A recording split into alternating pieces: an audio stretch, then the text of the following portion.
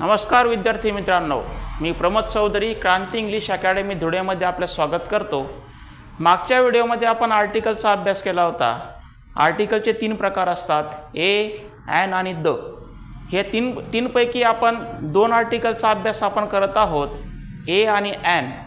ए आणि ॲनचा वापर करत असताना ते कॉमन नॉन पाहिजे याच्याबद्दल आपण चर्चा केली ते मागच्या व्हिडिओमध्ये। ए ॲनचा वापर करताना सर्वात महत्त्वाचं म्हणजे त्या नावाच्या अगोदर काय पाहिजे, कॉन्सनंट पाहिजे का वॉवेल पाहिजे याच्याबद्दल चर्चा केली होती। एचा वापर करताना त्या नावाची सुरुवात कॉन्सनंटने झाली पाहिजे आणि ॲनचा वापर करत असताना त्या नावाची सुरुवात वॉवेलने झाली पाहिजे याविषयी आपण चर्चा केली होती। परंतु काही ठिकाणी नावाची सुरुवात वॉवेलने झाली असेल परंतु त्याचा उच्चार, त्याचा प्रोनाउन्सिएशन त्या ठिकाणी कॉन्सनंटसारखा होत असेल, व्यंजनासारखा होत असेल तर त्या ठिकाणी याचा वापर करतो, याचा आपण अभ्यास केला होता। दुसरं, ॲनचा वापर करताना आपण वॉवेलने सुरुवात केली मग त्या ठिकाणी ॲनचा वापर करतो, परंतु काही ठिकाणी कॉन्सनंटने सुरुवात झाली आहे परंतु त्याचा उच्चार, त्याचा प्रोनाउन्सिएशन वॉवेलसारखा होत असेल तर त्या ठिकाणी ॲनचा वापर करतो। ही सुद्धा माहिती घेतली होती, हे लक्षात घ्यायचं आहे। आज आपण ए आणि ॲनचा वापर करत असताना काही ठिकाणी कन्फ्यूज करणारे प्रश्न हे स्पर्धा परीक्षेला विचारले जातात आणि आपल्याला एवढंच माहिती असतं की कॉन्सनंट असेल तर ए आणि वॉवेल असेल तर ॲन, एवढं फक्त आपल्याला माहिती असतं। हे लक्षात घ्यायचं मित्रांनो की येणारी तलाठीची परीक्षा आणि फॉरेस्टच्या परीक्षेमध्ये त्या ठिकाणी इंग्रजी व्याकरणचे, इंग्लिश ग्रामरचे प्रश्न महत्त्वाचे त्या ठिकाणी ठरणार आहेत। आता बघा, ए आणि ॲनचे प्रश्न कसे विचारले जातात आता बघूया आपण। वाक्य काय बघा, Meena is dash dash beautiful. विचारलं जाईल चूज द करेक्ट आर्टिकल आणि करेक्ट आर्टिकल करताना विद्यार्थी काय करतात, फक्त पुस्तकं वाचतात आणि आर्टिकलचा प्रश्न सॉल्व करण्याचा प्रयत्न करतात। परंतु ते लक्षात घ्यायचं आहे की ब्युटिफुल हे नाउन एक ॲडजेक्टिव्ह आहे। मागच्या वेळेस आपण अभ्यास केला होता की आर्टिकलचा वापर करत असताना ते एक तर नाउन पाहिजे किंवा ॲडजेक्टिव्ह पाहिजे। मग बघा, ब्युटिफुल काय आहे, ॲडजेक्टिव्ह आहे। मग या ॲडजेक्टिव्हची सुरुवात कशाने झालेली बघा, त्या ठिकाणी कॉन्सनंट एका वॉवेल आहे, काय येते, कॉन्सनंट आहे बघा। मग विद्यार्थी काय करतात, कॉन्सनंट आहे म्हणून त्या ठिकाणी याचा वापर करतात प्रत्येक ठिकाणी। दुसरं वाक्य बघा, सीमा इज डॅश डॅश। या शब्दाच्या ॲडजेक्टिव्हचा उच्चार कसा करणार, प्रोनाउन्सिएशन कसा करणार, विद्यार्थी काय करतात, होनेस्ट बोलतात। पण लक्षात घ्यायचं आहे, जसं HOUR हावरमध्ये एच सायलेंट आहे तसा होनेस्टमध्ये एच काय सायलेंट आहे। तो ऑनेस्टपासून त्या ठिकाणी त्याचा उच्चार केला जात असतो, हे लक्षात घ्यायचं आहे। मग ऑनेस्ट असेल ओ काय वॉवेल का कॉन्सनंट आहे, वॉवेल आहे, मग विद्यार्थी ॲन वापरतात, हे लक्षात घ्यायचं आहे। सरळ सेवेला राज्यातील जेवढ्याही वर्ग 3च्या क्लास 3च्या परीक्षा आहेत त्या परीक्षांमध्ये असे प्रश्न विचारले जातात, मग विद्यार्थी ॲन लिहितात कारण ते त्या ठिकाणी वॉवेल आहे। पुढे बघा, he is dash dash tall. Tall म्हणजे काय, उंच। हा टॉल पण त्या ठिकाणी नाउन एक ॲडजेक्टिव्ह आहे तर तो ॲडजेक्टिव्ह आहे बघा। मग टॉलचा टी काय आहे, वॉवेल का कॉन्सनंट आहे तर त्या ठिकाणी तो कॉन्सनंट आहे। विद्यार्थी काय करतील, एचा वापर करतील, हे लक्षात घ्यायचं आहे। प्रत्येक क्लास 3, क्लास 2 आणि क्लास 1च्या परीक्षांमध्ये इंग्लिश ग्रामर महत्त्वाची भूमिका निभावत असते, लक्षात घ्यायचं आहे। इंग्लिशवरच मिनिट लागत असतो, हे लक्षात घ्यायचं आहे। She is dash dash old. Okay, मग ओल्ड शब्द काय त्या ठिकाणी ॲडजेक्टिव्ह आहे। या ओल्डची सुरुवात कशाने झालेली आहे, वॉवेल आहे का कॉन्सनंट आहे तर तो वॉवेल आहे, मग विद्यार्थी काय करतील, ॲनचा वापर करतील, हे लक्षात घ्यायचं आहे। कन्सेप्ट क्लिअर करणं इम्पॉर्टंट आहे। कन्सेप्ट क्लिअर झाली तर इंग्लिशमध्ये त्या ठिकाणी चांगल्या प्रकारे मार्क्स मिळतात। ही is dash dash great. Great काय, ग्रेट म्हणजे महान, ग्रेट हे सुद्धा ॲडजेक्टिव्ह आहे। मग विद्यार्थी काय करतात, जी वॉवेल का कॉन्सनंट आहे, कॉन्सनंट आहे, चला ए वापरून टाकायचं झालं। विद्यार्थ्यांना वाटतं की क्वेश्चन पेपरमध्ये क्वेश्चन एकदम सोपे विचारले गेलेत, पण लक्षात घ्यायचं मित्रांनो, कॉम्पिटेटिव्ह एक्झाममध्ये सगळं सोपं नसतं आणि सगळं कठीण नसतं.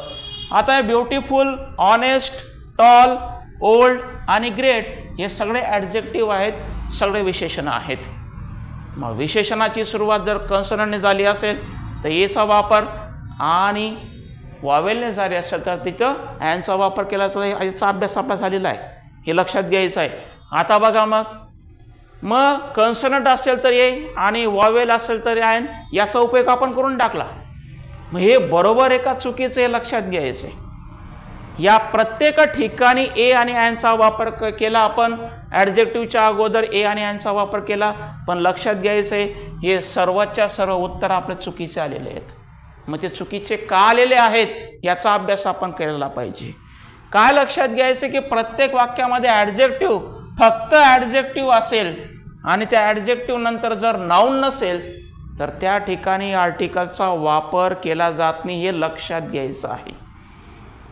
की फक्त ॲडजेक्टिव्ह आहे, फक्त विशेषण आहे तर त्या ठिकाणी आर्टिकलचा वापर केला जात नाही, हे लक्षात घ्यायचं आहे. की सिलेबसमध्ये, पुस्तकांमध्ये किती सिलेबस आहे, तो कसा घ्यायला पाहिजे, कोणता अभ्यास करायला पाहिजे, कोणता सोडायला पाहिजे, हे आपल्याला माहिती पाहिजे. प्रत्येक ठिकाणी ॲडजेक्टिव्ह आलेला आहे, ॲडजेक्टिव्ह नंतर कोणतंच नाऊन नाही आहे तर त्या ठिकाणी कुठल्याही प्रकारचं आर्टिकल वापरलं जात नाही. 4 ऑप्शन दिले जातील आपल्याला, ए, अँड, द आणि नो आर्टिकल. त्या प्रत्येक वाक्यामध्ये ऑप्शन असेल नो आर्टिकल. बघा आता ब्युटिफुल, इथं ब्युटिफुल नंतर कोणता कॉमन नाऊन आलेला आहे का? नाही आलेला आहे. मग बघा इथं Meena is dash dash beautiful girl. आता गर्ल हे काय, कॉमन नाऊन आहे का प्रॉपर नाऊन आहे? मागच्या व्हिडिओमध्ये बघितला होता आपण की कॉमन नाऊन म्हणायचं कोणाला. कॉमन नाऊन म्हणजे काय, जगामध्ये ज्यांची संख्या असंख्य असते, जे खूप असतात ते सगळे कॉमन नाऊन असतात, आणि जे एकच असतं त्याला प्रॉपर नाऊन, विशेष नाम असं म्हटलं जातं. गर्ल हे काय, कॉमन नाऊन आहे.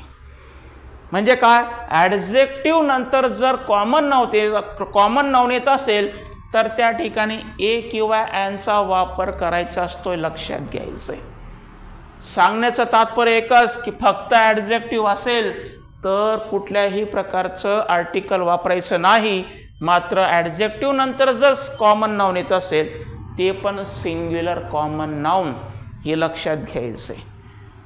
ओके. मग बघा ब्युटिफुल गर्ल, आता हे सिंग्युलर कॉमन नाऊन आहे आणि ॲडजेक्टिव्हची सुरुवात कन्सोनंटने झालेली आहे, म्हणून त्या ठिकाणी आपण एचा वापर केला आहे, लक्षात घ्यायचं आहे. जेवढ्या कन्सेप्ट क्लिअर असतील तेवढ्या क्वेश्चन पेपर आपल्याला सॉल्व करता येतात, आणि जेवढ्या क्वेश्चन पेपर सॉल्व केल्या तेवढं आपलं पद, आपली पोस्ट 100% निघत असते, हे लक्षात घ्यायचं आहे. पुढचं वाक्य बघा, सीमा इज डॅश डॅश ऑनेस्ट. तो यच त्या ठिकाणी सायलेंट आहे, त्याचा उच्चार करायचा नाहीये. ऑनेस्ट आलाय त्या ठिकाणी. सीमा इज ऑनेस्ट वुमन. आता वुमन हा शब्द पण त्या ठिकाणी काय आहे, कॉमन नाऊन आहे, सिंग्युलर आहे. मग बघा ऑनेस्ट आपण त्या ठिकाणी उच्चार केला, ओ काय, वॉवेल आहे का कन्सोनंट आहे, तर तो वॉवेल आहे, त्या ठिकाणी आपण काय वापर करणार, ॲन, हे लक्षात घ्यायचं आहे.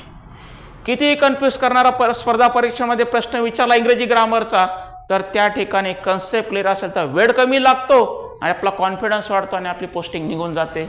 आता बघा, he is dash dash tall. Tall म्हणजे काय, उंच, ते ॲडजेक्टिव्ह आहे, तर आपण आर्टिकल वापरणार का, नाही वापरणार. परंतु इथं आलं he is dash dash tall. बघा इथं टॉल मॅन, टॉल नंतर आलेलं आहे, ॲडजेक्टिव्ह नंतर कॉमन नाऊन आलेलं आहे मॅन. मग त्या ठिकाणी कोणतं आर्टिकल वापरलं आपण, ए. आर्टिकलचा वापर करत असताना त्या रिकाम्या जाग्यानंतर येणारा जो शब्द आहे त्या शब्दाच्या सुरुवातीचं अक्षर बघायचं, लक्षात घ्या. पुन्हा सांगतोय की त्या ॲडजेक्टिव्ह नंतर जे नाऊन आलंय त्याचा तो नाऊनच्या अगोदरचा शब्द बघायचा नाही, की तो ॲडजेक्टिव्हच्या पुढचा शब्द, सुरुवातीचा शब्द वॉवेल आहे का कन्सोनंट आहे त्याच्यावर फोकस करायचा आहे. पुढचं बघा आता, she is dash dash old woman. परत शब्द आला त्या ठिकाणी, म्हणजे ती बाई काय वयस्कर आहे. मग बघा इथं ओल्ड वुमन, ओल्ड हे काय ॲडजेक्टिव्ह आहे, त्याच्यानंतर आलेला शब्द कॉमन नाऊन आहे. मग ओ त्या ठिकाणी वॉवेल आहे, म्हणून आपण काय वापरला, अँडचा वापर करा, हे लक्षात घ्यायचं आहे. पुढचं वाक्य बघा, he is dash dash great. तो महान आहे. ग्रेट हे सुद्धा ॲडजेक्टिव्ह आहे, विशेषण आहे. तर त्या ग्रेट नंतर जर एखाद्या त्या ठिकाणी मॅनचं नाव आलं, बघा इथं ॲडजेक्टिव्ह नंतर कॉमन नाऊन आलेलं आहे, म्हणून त्या ठिकाणी एचा वापर करायचा आहे. लक्षात घ्यायचं आहे की ज्या वेळेस जो टॉपिक शिकवला गेला तो त्याच दिवशी आपल्याला अंडरस्टँड व्हायला पाहिजे. अंडरस्टँड झाला तर पुन्हा त्या ठिकाणी आपल्याला पाठांतर करण्याची गरज पडत नाही. येणाऱ्या स्पर्धा परीक्षांमध्ये आपण कॉन्फिडंटली आत्मविश्वासाने आपण त्या ठिकाणी सेंटरवर जातो आणि क्वेश्चन पेपर सॉल्व करतो. हा नियम आहे. की सांगण्याचं तात्पर्य एकच की फक्त ॲडजेक्टिव्ह असेल तर कोणत्याही प्रकारचं त्या ठिकाणी आर्टिकल वापराय. फक्त ॲडजेक्टिव्ह आहे तर आर्टिकल वापरायचं नाही. पण त्या ॲडजेक्टिव्ह नंतर जर सिंग्युलर कॉमन नाऊन येत असेल तर त्या ठिकाणी ए किंवा एनचा वापर करायचा. मग प्रश्न निर्माण होतो, प्रत्येकाच्या मनामध्ये प्रश्न निर्माण. सर मग तुम्ही सांगितलं सिंग्युलर नाऊन आहे, सिंग्युलर कॉमन नाऊन आहे, आणि मग त्या ठिकाणी जर प्लुरल नाऊन आलं तर. अशा प्रकारे सुद्धा स्पर्धा परीक्षांमध्ये प्रश्न विचारला जातो. They are dash dash beautiful girls. बघा ब्युटिफुल गर्ल्स. मगाशी सांगितलं की ॲडजेक्टिव्ह नंतर सिंग्युलर नाऊन आलं तर ए किंवा एनचा वापर केला जातो. मात्र लक्षात घ्यायचं आहे की ॲडजेक्टिव्ह नंतर प्लुरल नाऊन आलं तर त्या ठिकाणी आर्टिकलचा वापर केला जात नाही. हे समजणं फार महत्त्वाचं आहे विद्यार्थी मित्रांनो. की एकच सांगायचं इथं की फक्त ॲडजेक्टिव्ह असेल तर आर्टिकल वापरायचं नाही. मात्र ॲडजेक्टिव्ह नंतर जर कॉमन नाऊन आलं तर त्या ठिकाणी ए किंवा एनचा वापर केला जातो.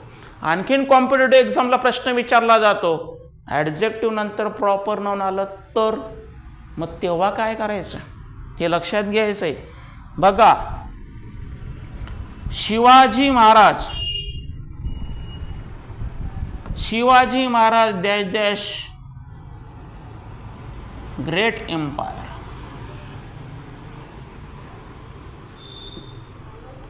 इथं ग्रेट एम्पायर आलेला आहे. एम्पायर म्हणजे सम्राट, मोठा व्यक्ती, ज्याने साम्राज्य निर्माण केलेलं आहे. या ठिकाणी आपण याचा वापर करू, कारण ग्रेट हे ॲडजेक्टिव्ह आहे, त्याच्यानंतर कॉमन नाऊन आलं. पण असा प्रश्न विचारला परीक्षेमध्ये प्रश्न विचारला dash dash great Shivaji Maharaj. बघा असा प्रश्न त्या ठिकाणी, ग्रेट शिवाजी महाराज. ग्रेट नंतर जर कॉमन नाऊन आलं तर त्या ठिकाणी याचा वापर केला आपण. परंतु ज्यावेळेस ॲडजेक्टिव्ह नंतर प्रॉपर नाऊन येत असेल, विशेष नाम येत असेल, मग मोठे व्यक्ती असतील किंवा सर्वसामान्य व्यक्तीचं नाव येत असेल तर त्या ठिकाणी मात्र दचा वापर करायचा, हे लक्षात घ्यायचं आहे. जर आपले नियम लक्षात आलेत, अंडरस्टँड आपलं झालं तर त्या ठिकाणी आर्टिकलचा कुठलाही प्रश्न चुकणार नाही.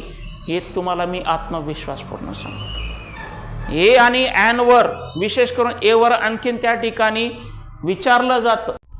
विद्यार्थी मित्रांनो, dash dash Kalidas was a great poet. Kalidas was a great poet म्हणजे काय? कालिदास हे फार मोठे ग्रेट महान कवी होते, असा त्या वाक्याचा अर्थ होतो. हे लक्षात घेतलं पाहिजे की जगामध्ये कोणत्याही व्यक्तीच्या नावाअगोदर आर्टिकल वापरलं जात नाही. लक्षात घ्यायचं, जी सर्वसामान्य व्यक्ती असेल किंवा महान व्यक्ती असेल अशा नावांअगोदर आर्टिकल कधी वापरायचं नाही. मग या ठिकाणी काय असेल? No article. कुठल्याही प्रकारचं आर्टिकल वापरायचं नाही, कारण कालिदास हे व्यक्ती होते. परंतु जे व्यक्ती हयात नाही आहेत, जे व्यक्ती जिवंत नाही आहेत, अशा व्यक्तींसाठी बघा काय आता पुढचं वाक्य, ही इज डॅश डॅश कालिदास, म्हणजे तो कालिदास सारखा आहे, हे लक्षात घ्यायचं आहे. मग एखाद्या व्यक्तीला दुसऱ्या व्यक्तीची उपमा दिली असेल की त्याच्यासारखा तो आहे, ती व्यक्ती कालिदास सारखी आहे, त्या ठिकाणी मात्र याचा वापर करायचा, हे लक्षात घ्यायचं आहे. कुठल्याही व्यक्तीच्या अगोदर आर्टिकल वापरत नाहीत, परंतु जर एवढंही लक्षात आलं नाही, ही आणि शी हे दोन प्रोनाउन लक्षात घ्यायचे. ही आणि शी असेल, ही म्हणजे तो आणि शी म्हणजे ती, अशा सर्वनामानंतर जर एखाद्या व्यक्तीचं नाव येत असेल पण ती व्यक्ती आता हयात नाही आहेत, जिवंत नाही आहेत, त्या ठिकाणी मात्र याचा वापर करायचा आहे. She is dash dash Kalpana Chawla, म्हणजे ती कल्पना चावला सारखी आहे, हे लक्षात घ्यायचं आहे. म्हणजे काय की व्यक्तीच्या नावा अगोदर आर्टिकल वापरायचं नाही, मात्र जर ही किंवा शी हे प्रोनाउन येत असेल आणि त्यानंतर जर एखाद्या ज्या व्यक्तीने चांगलं काम करून ठेवलेलं आहे अशा व्यक्तींच्या नावा अगोदर याचा वापर केला जातो, हे लक्षात घेतलं पाहिजे. बघा आता पुढे, what dash dash beautiful girl she is, आणि वाक्याच्या शेवटी काय उद्गारवाचक चिन्ह आहे, एक्सक्लामेटरी सेंटेन्स आहे. एक्सक्लामेटरी सेंटेन्समध्ये व्हॉटने वाक्याची सुरुवात झाली, कारण असे प्रश्न मागच्या प्रिव्हियस क्वेश्चन पेपरमध्ये, प्रिव्हियस एक्झाममध्ये, मागच्या परीक्षांमध्ये असे प्रश्न विचारले गेलेले आहेत. What dash dash beautiful girl she is, मग वाक्याची सुरुवात जर व्हॉटने झाली असेल तर त्या व्हॉट नंतर ए किंवा ॲन आर्टिकल वापरलंच पाहिजे, हे लक्षात घ्यायचं. Choose the correct sentence, 4 option दिले जातात, 4 वाक्य दिले जातात एक्सक्लामेटरी सेंटेन्समध्ये, आणि त्या ठिकाणी विचार चूज द करेक्ट सेंटेन्स. आणि मग व्हॉटचे वाक्य असतात आणि हाऊचे वाक्य असतात. सांगितलं काय की व्हॉट नंतर त्या ठिकाणी ए किंवा ॲन आर्टिकल वापरलंच पाहिजे. मग बघायचा इथं what dash dash beautiful girl she is, beautiful हे ॲडजेक्टिव्ह आहे, ॲडजेक्टिव्ह नंतर कॉमन नाउन आलेलं आहे, आणि म्हणून त्या ठिकाणी आपण एचा वापर करणार, हे लक्षात घ्यायचं आहे. आता बघा, हाऊने वाक्याची सुरुवात झाली आणि शेवटी उद्गारवाचक चिन्ह आहे, म्हणजे हे सुद्धा एक्सक्लेमेटरी सेंटेन्स आहे, उद्गारवाचक वाक्य आहे. मग विद्यार्थी काय करतात, इथं ब्युटिफुल आहे, ॲडजेक्टिव्ह आहे. मग सरांनी सांगितलं की ॲडजेक्टिव्ह नंतर कॉमन नाउन आला तर आपण ए किंवा ॲनचा वापर करतो. मग विद्यार्थी तिथं एचा वापर करतील आणि त्यांना असं वाटेल की आपलं उत्तर बरोबर आलेलं आहे. पण लक्षात घ्यायचं विद्यार्थी मित्रांनो, हे उत्तर चुकीचं आहे.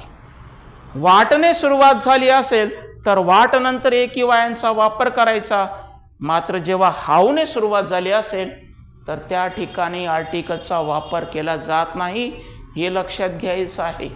जरी ॲडजेक्टिव्ह नंतर कॉमन नाउन आलं तरी सुद्धा त्या ठिकाणी ए किंवा ॲनचा वापर करायचा नाही, त्या ठिकाणी असेल नो आर्टिकल, हे लक्षात घ्यायचं आहे.